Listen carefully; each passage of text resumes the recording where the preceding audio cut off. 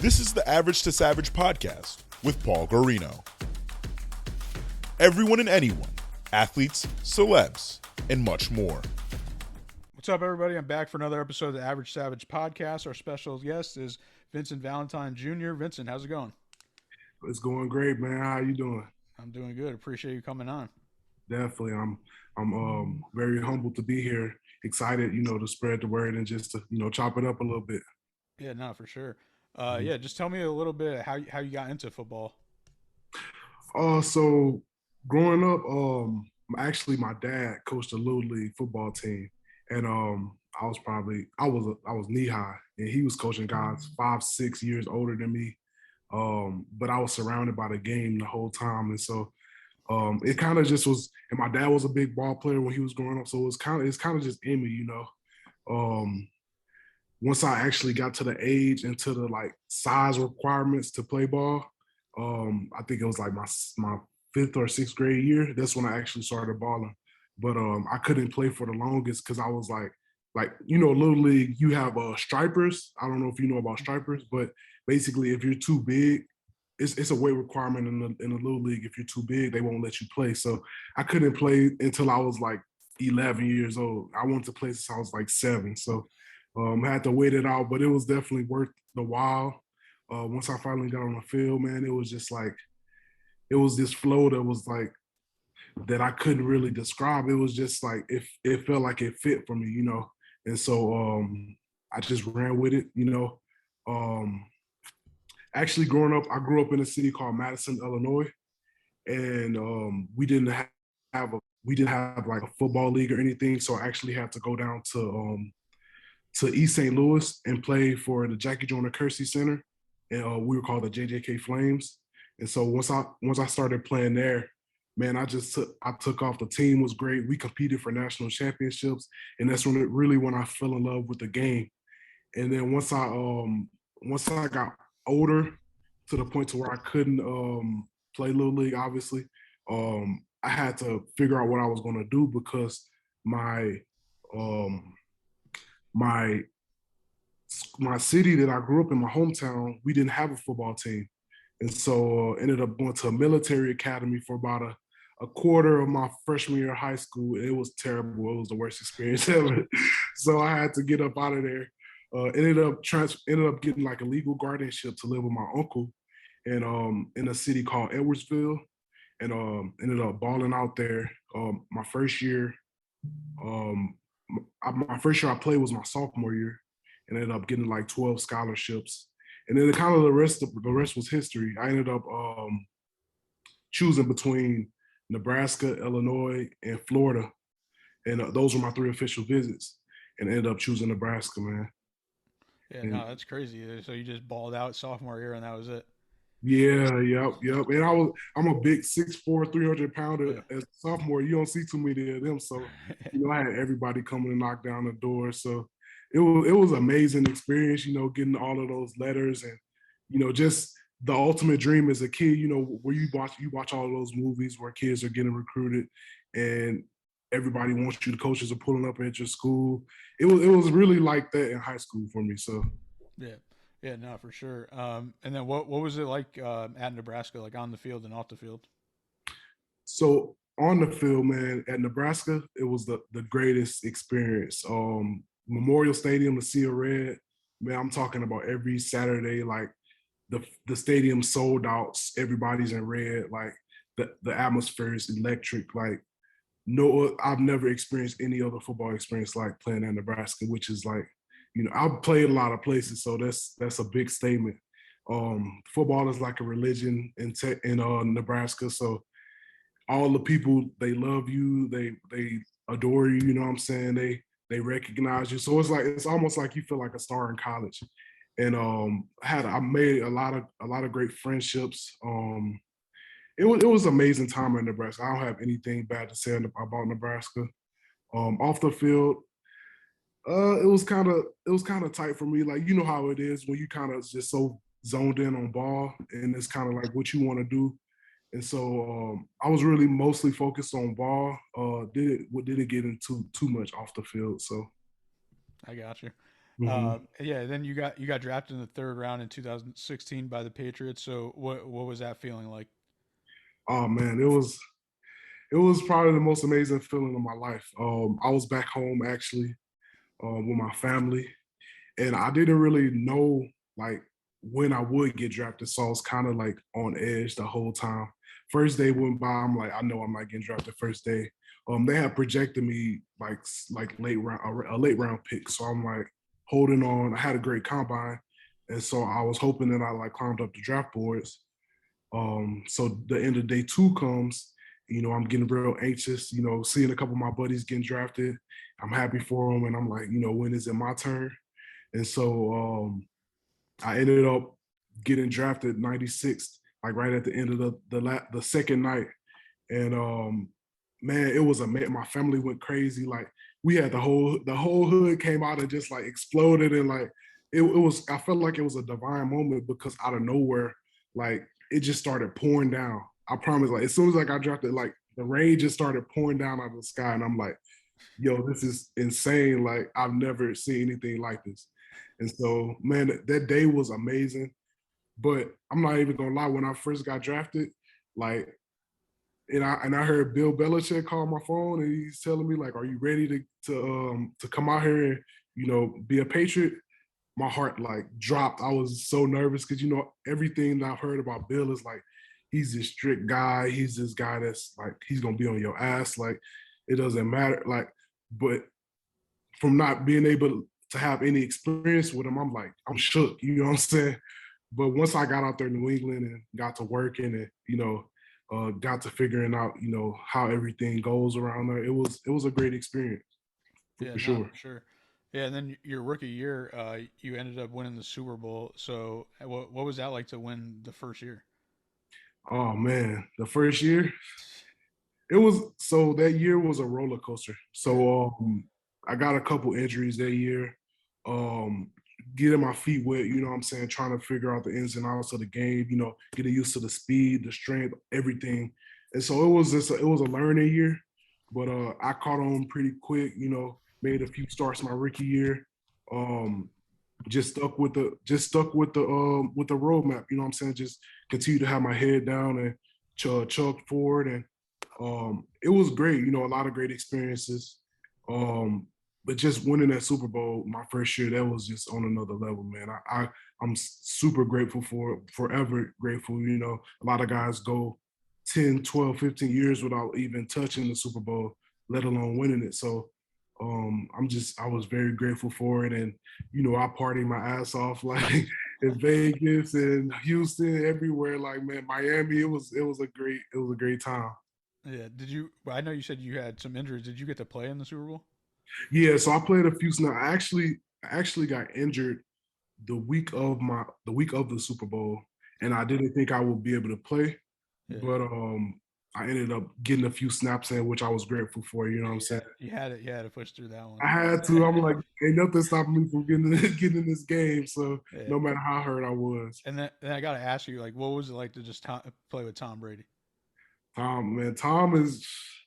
It's like when you walk past Tom in the locker room, and it's like you're just like your head explodes. Like this is really Tom Brady. Like Yeah, I grew up watching this man like tear up the league, and I'm really like standing here next to him. So it was great. Like I think the biggest thing that I learned from Tom is you have to compete every day, and it shows me how his longevity has been has came to fruition in the league because he takes every day as game day. He's out there on the practice field competing. He's competing he's competing in the training room. He's competing in the meeting rooms.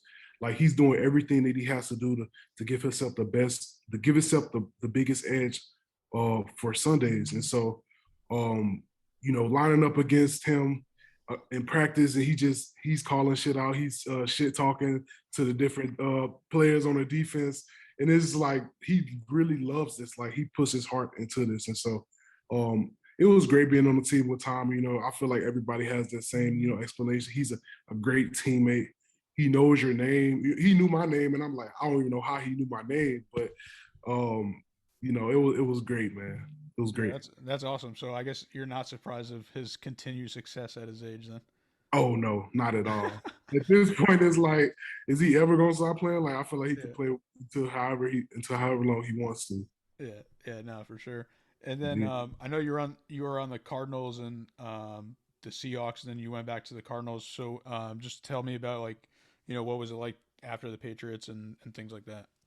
Yeah, so I was with the Cardinals for about, I would say almost about like 8 weeks or so. And then I went to the Seahawks. I was only there for a quick stint, which was about a week. And then I went back to the Cardinals. Um, I love the Cardinals, man. The Cardinals have a great organization as well. Take care of their players. Um, it wasn't the greatest season, when I was there. We were actually the worst team in the league, and so it was kind of rough. But that next year, that's when we ended up getting drafting Kyler Murray.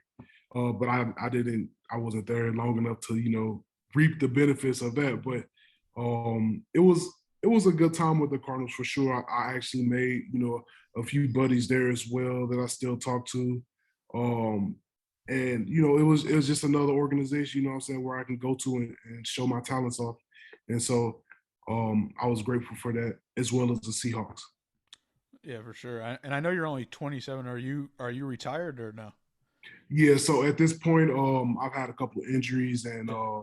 really just had to contemplate on, transitioning ahead into the next endeavor of life. And so at this point, yeah, I've shut it down and move forward. Yeah, no, for sure. I know obviously football is rough, so it's definitely hard to especially just. I mean, I think there was like a stat, and it was pretty much like 99% of the players get injured. Yes. It was something like crazy. I was like, wow, that's just like that. I mean, that sucks, but that's just crazy. 100%. What advice would you give to a young athlete? Um, for a young athlete, I would say to put your heart in. If you really love the game and you want to take it as far as the game allows you to, or as far as you allow yourself to take it, put your heart in it. Be passionate about it. Take it serious. You know what I'm saying? Do whatever you can, or whatever sacrifices you can make to be the greatest player that you can be. Do it, because like you just said, injury is 100% in the football. You can't avoid injury. You can't avoid, what I'm saying, whether the next team wants you. You can't avoid, whether you get scholarships or not. Like you have to roll with it. And so I feel like being genuine with it in your heart and loving the game, and really giving yourself to the game, it'll take you as far as you want to go. And I think that's what brought me to the heights that I went to with the game, because I never expected anything from the game. I just gave the game my heart, and I balled out, and I enjoyed every moment, from the good times and the bad times, and I took advantage of the opportunities that I had, and I was blessed with what I was able to accomplish. And so for any young athlete, I would definitely say put your heart in it. You know what I'm saying? Put your heart in it, and also put your focus on it as well. Yeah, no, I like that. I could just tell you're just like a guy. Yeah. Uh, Yo. yeah, and then just going into, I know you're an entrepreneur, so can you tell me like what kind of businesses you're into? Yeah. So right now I've launched my CBD cream brand, which is my hat that I have on. It's called Formation.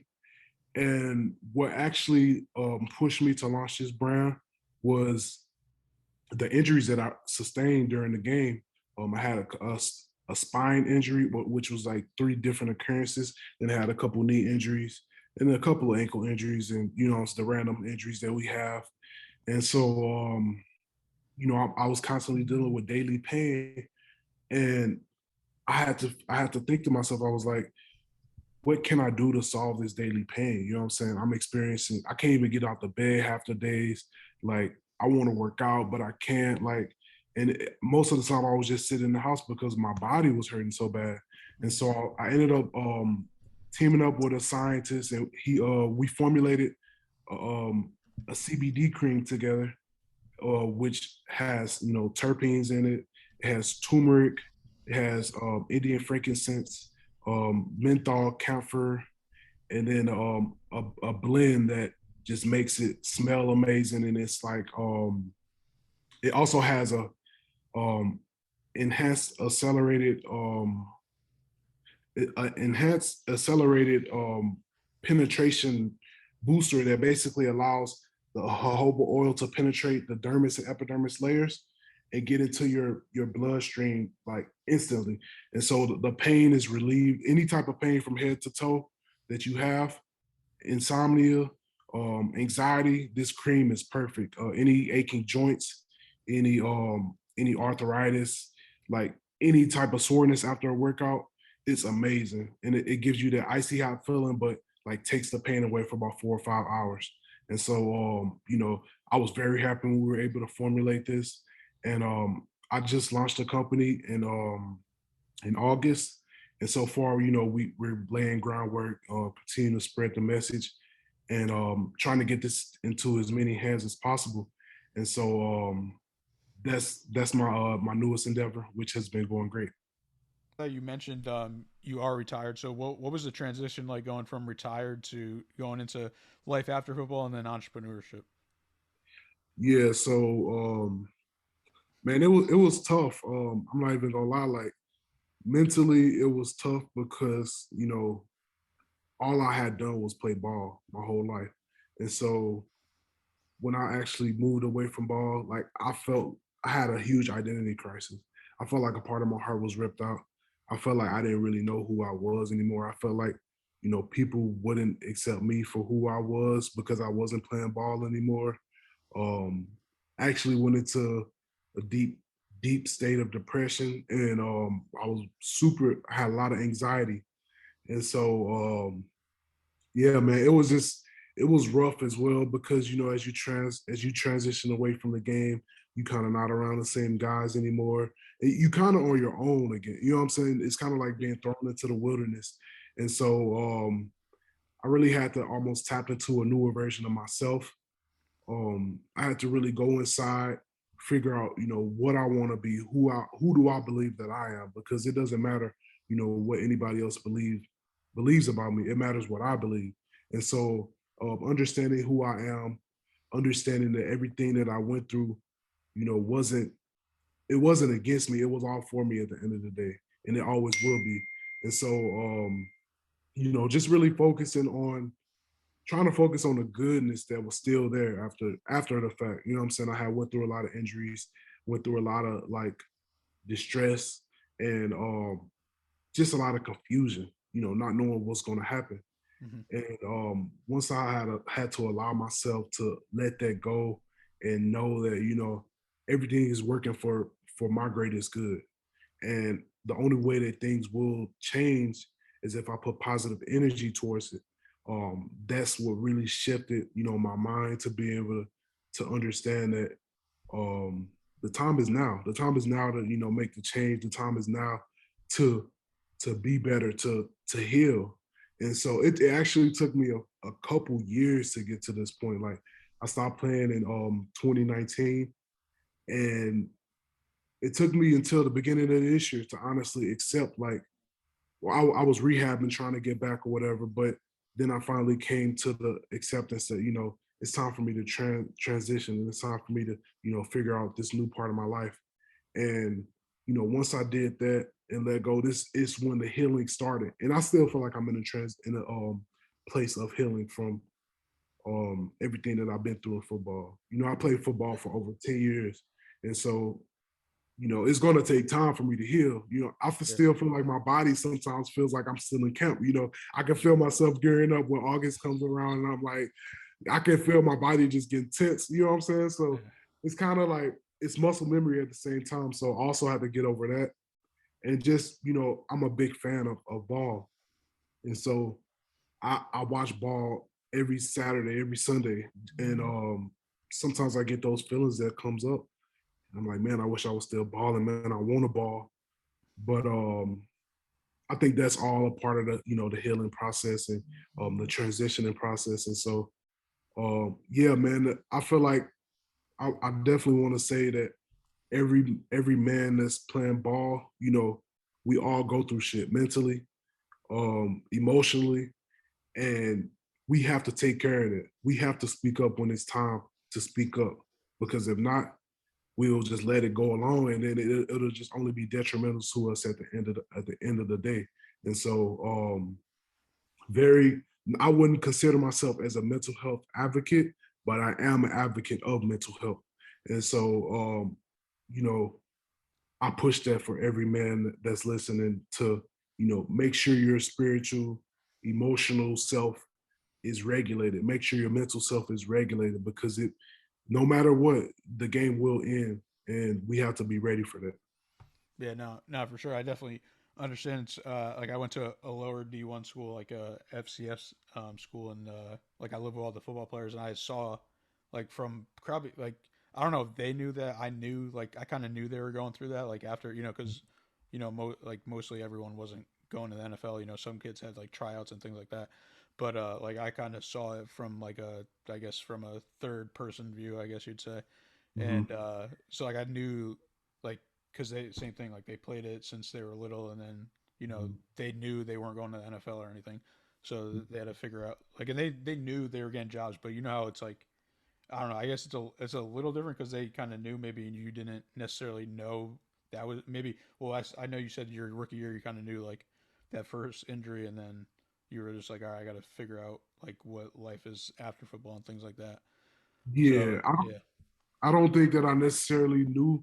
So it was crazy. Like, I didn't know that the end was here for Yeah. football, but I did kind of like become cautious and feel like, Yeah. so I need to start preparing for it either way. Mhm. But even in college, like, I actually came out of college a little bit earlier, and like I was saying earlier, I didn't know that I was gonna get drafted, and Mhm. so I was basically taking a leap of faith.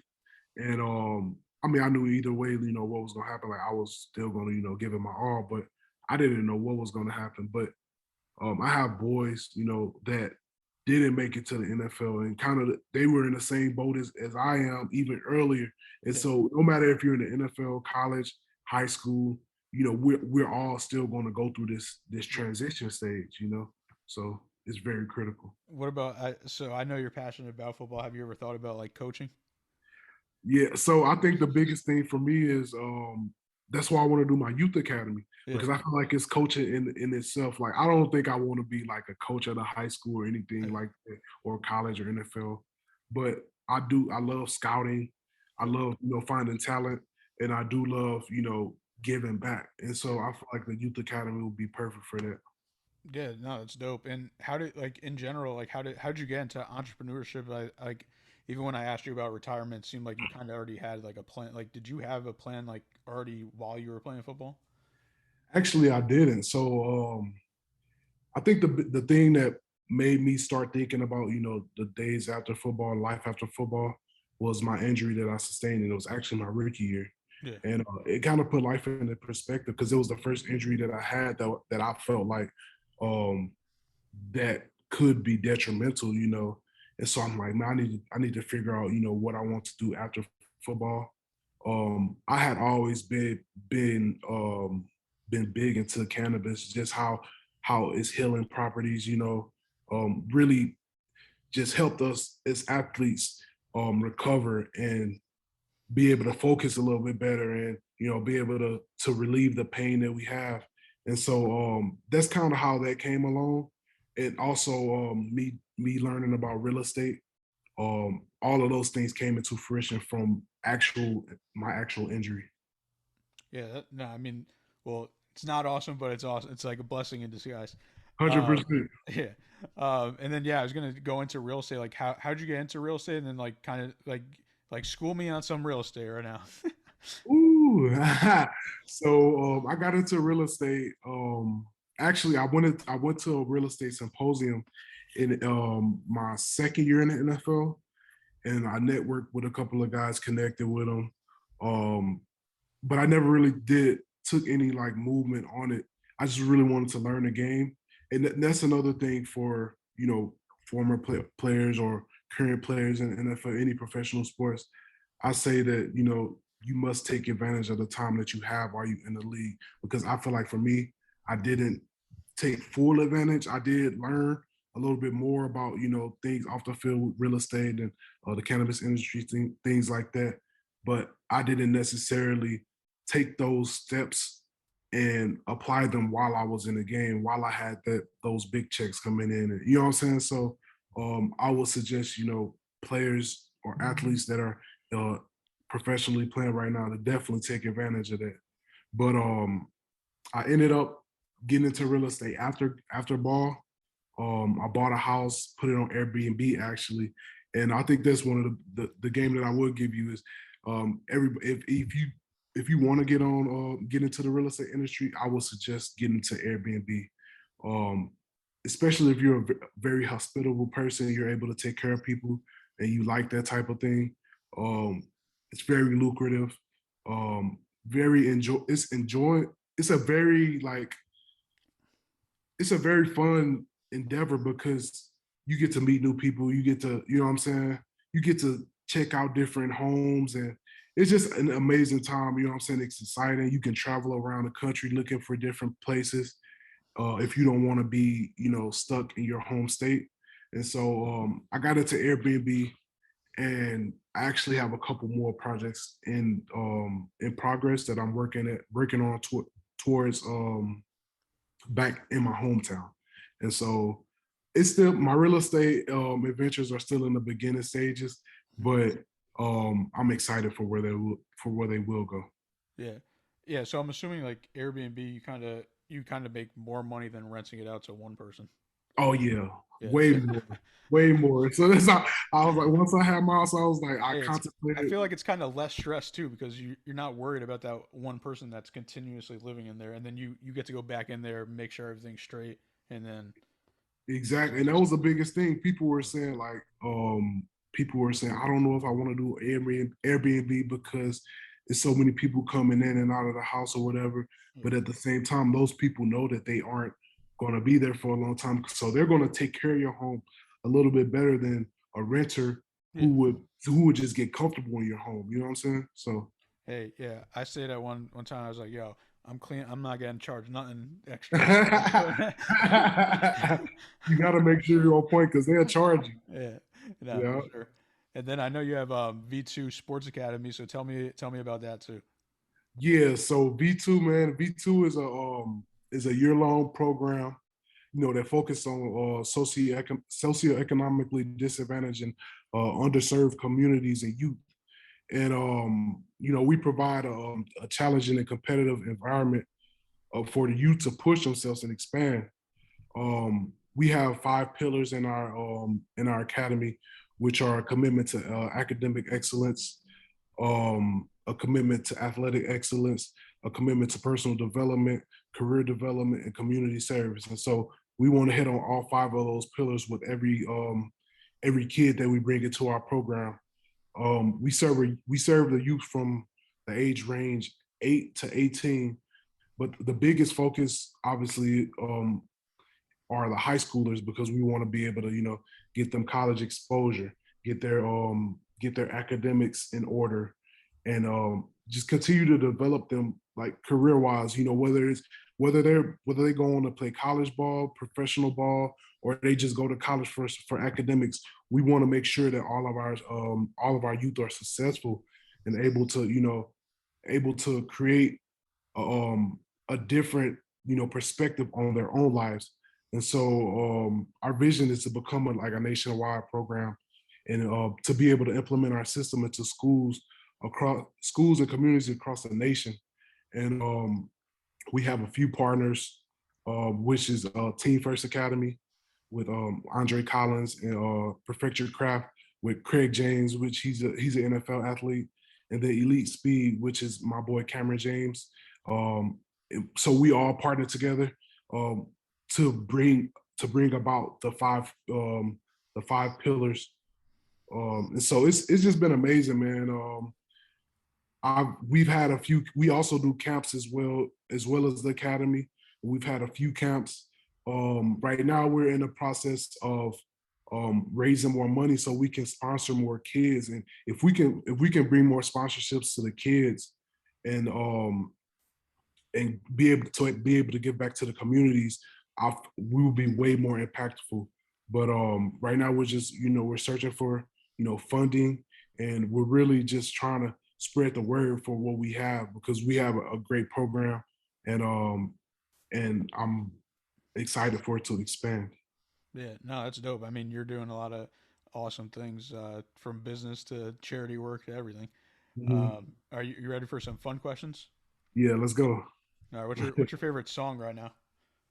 Ooh, right now I would say because I'm a big music guy. Like, I listen to so many different types of music. I know people who may follow me on social media, they see me posting all kinds of stuff from like alternative to hip hop to rock to anything. But I would say right now, I really like that Young Thug Dropping Jewels. I don't know if you heard that one, but it's off his new album. It's a real smooth track. I like that. I'm gonna have to check that out. Yeah, check it out. What do you like to do in your free time? For the most part, I'm a big hiker. So if you check out my Instagram as well, like, I got a lot of pictures out in nature.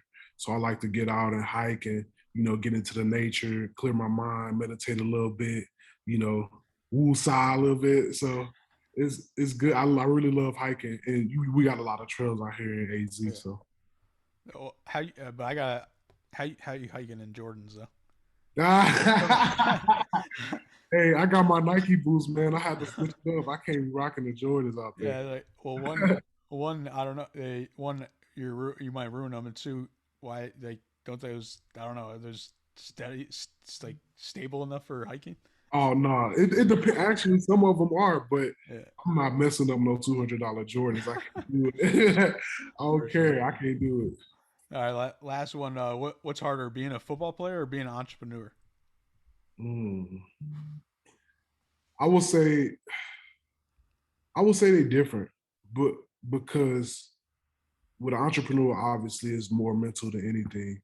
But with football, it's mental and physical. So I may have been a little bit more gifted on the physical side, so it made it a little bit easier with football. But I don't know if anything's harder than football, honestly. Like, football is a different type of sport. Like, mentally, you got to be a little bit crazy, and then physically, you got to be, strong and stout. Yeah. And so, and then also mentally, you got to know what you're doing. So I'm gonna say football. Just, what I'm saying, just to hold it down for the football. All right. Well, I appreciate you coming on, Vince. And could you let the listeners know they can follow you on social media? Oh yeah, definitely. On Instagram, my tag is at VRVJ99. On Twitter, it's at the real VRVJ. My CBD brand is Shop Formation, but instead of the A, replace the A with a V. On Facebook, we're Formation as well. Formation with the V instead of the A in the middle.